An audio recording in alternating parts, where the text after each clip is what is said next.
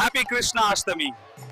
Hello friends, this is DSR with morning news first headlines. దయచేసి DSR news కు సభ్యత్వాన్ని పొందండి. ప్రభుత్వం వచ్చాక ఏమేం విజయాలు సాధించాం, సంక్షేమ పథకాలు ప్రజలకు ఏ విధంగా అందించాం మరియు ఘన విజయాలు, వీటి గురించి ఇండిపెండెంట్ ప్రసంగంలో కేంద్ర ప్రభుత్వం చెప్పుకుంటుంది, రాష్ట్రంలో రాష్ట్ర ప్రభుత్వాలు చెప్తుంటాయి. దేశానికి రక్ష సుదర్శన చక్ర 2035 నాటికి అందుబాటులోకి తీసుకొస్తాం. ప్రధాని మోడీ చెప్తుండు. ఎలాంటి ముప్పునైనా శ్రీకృష్ణుడి స్ఫూర్తితో ఎదుర్కొంటాం. న్యూక్లియర్ బెదిరింపులకు భయపడేది లేదు. సింధు జలాల నుంచి చుక్క నీరివ్వం. ప్రపంచ మార్కెట్ను ఇండియా శాసిస్తుంది.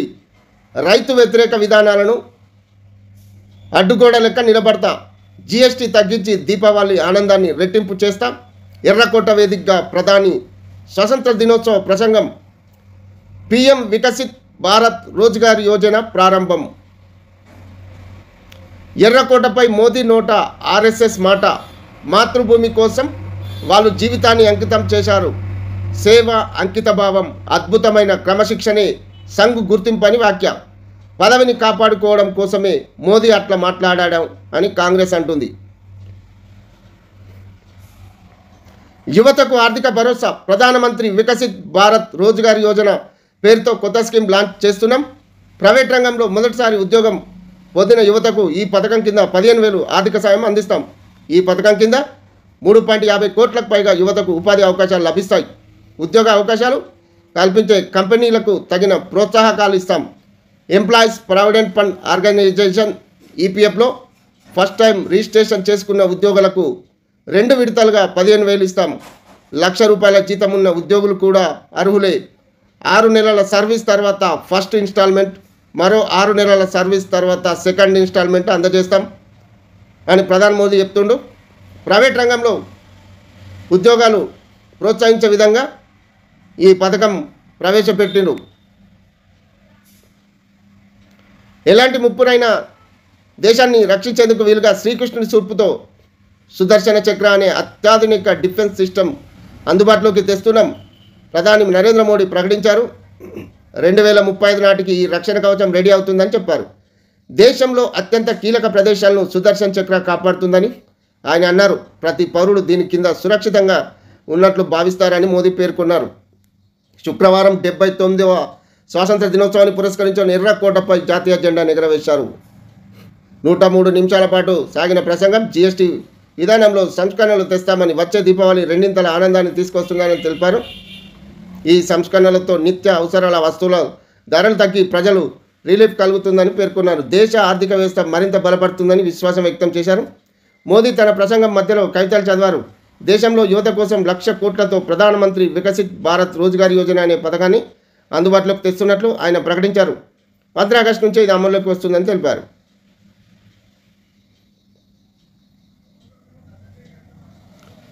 దంచికొట్టిన వాన. హైదరాబాద్లో పలు ప్రాంతాల్లో శుక్రవారం రాత్రి భారీ వర్షం కురిసింది. ఎల్బీనగర్, ఉప్పల్, సికింద్రాబాద్, మేడ్చల్, కూకట్పల్లి, జగదీర్గుట్ట, పటాన్చెరు, జీడిమెట్ల, ప్యారడైజ్ ఏరియాల్లో దంచికొట్టింది. దీంతో రోడ్లపై భారీగా నీళ్లు నిలిచి ట్రాక్కు తీవ్ర ఇబ్బందులు ఏర్పడ్డాయి. లోతట్టు ప్రాంతాలు జలమయమయ్యాయి. పలు కాలనీల్లో వరద నీరు చేరింది. తెలంగాణ నెంబర్ 1, ఇదే మా లక్ష్యం అని సీఎం రేవంత్ రెడ్డి చెప్తుండు. హైడ్రాతో 30,000 కోట్ల భూములు కాపాడినాం. హైడ్రాతో హైదరాబాద్లో చెరువులు, నాలాల అక్రమాల తొలగిస్తున్నాం. దీని ద్వారా ఇప్పటి వరకు 13 పార్కులు, 20 చెరువులు, 30,000 కోట్ల విలువైన ప్రభుత్వ భూములు కాపాడినాం. మూసీ నది జీవమింపజేసే హైదరాబాద్లో వరదల సమస్యకు శాశ్వత పరిష్కారం చూపే దిశగా ప్రణాళికలు రూపొందించడం. వరంగల్, ఆదిలాబాద్లో కొత్త విమానాశ్రయాలు ఏర్పాటు చేసేందుకు కేంద్రం నుంచి అనుమతులు సాధించడం. త్వరలోనే ఎయిర్పోర్ట్ల నిర్మాణాలు మొదలవుతాయి. గత ప్రభుత్వం నుంచి వారసత్వంగా 8.21 లక్షల కోట్ల అప్పులు బకాయిలు.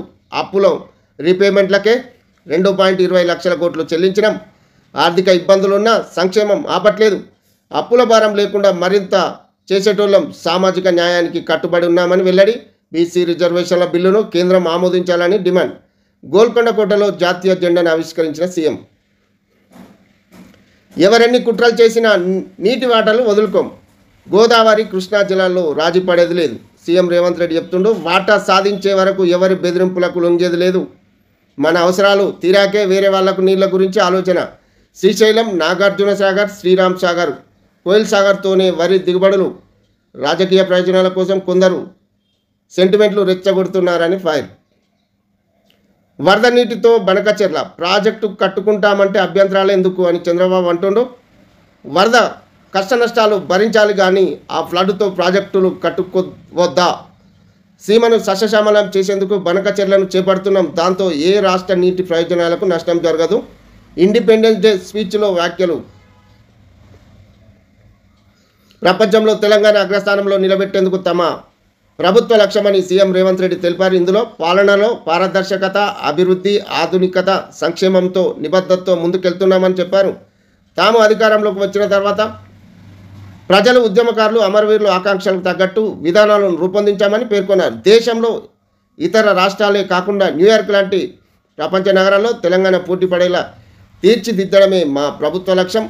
ఈ లక్ష్య సాధన కోసం నిరంతరం కృషి చేస్తున్నాం. ఈ ప్రయత్నంలో ప్రజల సహకారం చాలా అవసరం. మా ప్రభుత్వంపై దుష్ప్రచారాలు చేసేందుకు జరుగుతున్న కుట్రలను తిప్పికొట్టాలని పిలుపునిచ్చారు. శుక్రవారం రాష్ట్ర ప్రభుత్వం ఆధ్వర్యంలో గోల్కొండ కోటలో 15 ఆగస్టు వేడుకలు నిర్వహించారు. ఈ సందర్భంగా పోలీసుల నుంచి సీఎం రేవంత్ రెడ్డి గౌరవ వందనం స్వీకరించి జాతీయ జెండాను ఎగురవేశారు. లారీని ఢీకొన్న బస్సు, 4 మృతి, 12 మందికి తీవ్ర గాయాలు. ఆసుపత్రికి తరలింపు. మృతుల్లో అత్తాకోడలు. Bus driver, cleaner. Mahabubnagar జిల్లా మాచారం వద్ద హైవేపై ఘటన. మీ పెట్టుబడులకు నాది భరోసా.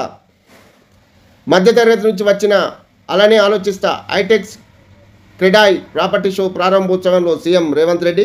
హైదరాబాద్లో స్థిరాస్తి రంగానికి ఎన్నో అనుకూలత, ఇన్వెస్ట్మెంట్స్కు ప్రోత్సాహం, రక్షణ కల్పిస్తాం. ప్రభుత్వ విధానాల పరమైన నిర్ణయాలు పారదర్శకత పాటిస్తాం. రాష్ట్ర అభివృద్ధిని పనంగా పెట్టే నిర్ణయాలు తీసుకోనని వెల్లడి. తాను ఒక మధ్యతరగతి మనిషినని అలాగే ఆలోచిస్తానని సీఎం రేవంత్ రెడ్డి తెలిపారు. ప్రభుత్వ విధానాల్లో పారదర్శకతకు కట్టుబడి ఉన్నానని, ప్రజల ఆస్తులను కొల్లగొట్టే విదేశాలకు తరలించే ఆలోచన తనకు లేదని స్పష్టం చేశారు. రియల్ ఎస్టేట్ రంగంలో పెట్టుబడులు హైదరాబాద్లో అనుకూలతలు ఉన్నాయని పేర్కొన్నారు. శుక్రవారం హైదరాబాద్ ఐటెక్స్లో క్రెడాయి ప్రాపర్టీ షోను సీఎం రేవంత్ రెడ్డి ప్రారంభించారు. ఈ సందర్భంగా ఆయన మాట్లాడుతూ, నేను మధ్యతరగతి మనస్తత్వం ఉన్నవాడిని, పెట్టుబడిదారు ఆలోచన ఉన్నవాడిని కాదు. మధ్యతరగతి వాడి సమాజం పట్ల భయం, గౌరవం ఉంటాయి. ఉన్నంతలో సర్దుకపోదాం, దుప్పటి ఉన్నంతనే కాలు చాపుకుందాం అనే ఆలోచన ఉంటుందని వ్యాఖ్యానించారు.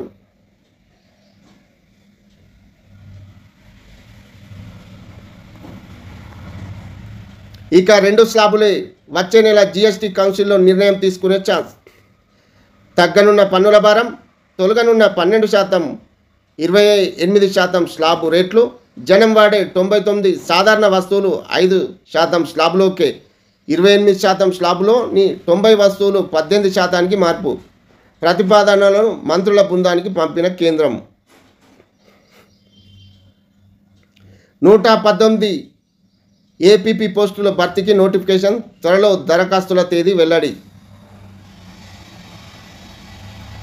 అలాస్కా 2025 అలాస్కా వేదికగా కీలక చర్చలు. ఉక్రెయిన్ రష్యా వారిపై ట్రంప్, పుతిన్ భేటీ. విదేశాంగ మంత్రులతో పాటు అక్కడికి చేరుకున్న నేతలు. యుద్ధం ముగించకపోతే రష్యాకు తీవ్ర ఆర్థిక పరిణామాలు. ట్రంప్ భూభాగం బదిలీపై నిర్ణయం ఉక్రెయిన్దేనని వెల్లడి. కాశ్మీర్ క్లౌడ్ బరస్టులో 60కి చేరిన మృతులు, మరో 100 మందికి గాయాలు, 69 మంది గల్లంతు. పరిస్థితిని ఎప్పటికప్పుడు ఆరా తీస్తున్న ప్రధాని మోదీ.